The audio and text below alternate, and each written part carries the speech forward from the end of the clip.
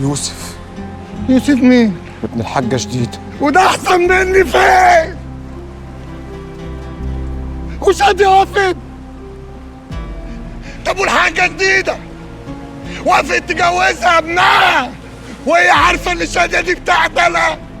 اهدى طيب. مش عادي يا ثابتي. وانت عرفته وما قلتليش ليه يا ثابتي؟ انا لسه عارف من شوية. وما قلتليش ليه؟ اقول لك ايه؟ انا ماليش غيرك يا ثابتي، ده انت صاحبي الوحيد. انتوا بتعملوا معايا كده ليه؟ كلكم بتعاملوني كده ليه؟ عشان انا عاطف اللي ملوش لازمه.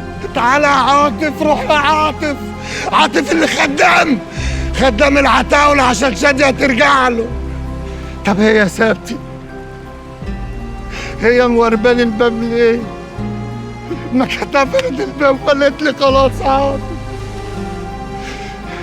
خلاص يا ثابتي، انا لازم اروح دلوقتي واعمل الواجب. تعالى بس، رايح فين؟ اوعى ثابتي ما تمسكليش. اقف يا عاطف. يا عم لازم ابارك لهم. مش من بقية اهلنا هي. لا لا لا، بقيت اهلي وانا اعرف حد غيرهم يا ثابتي؟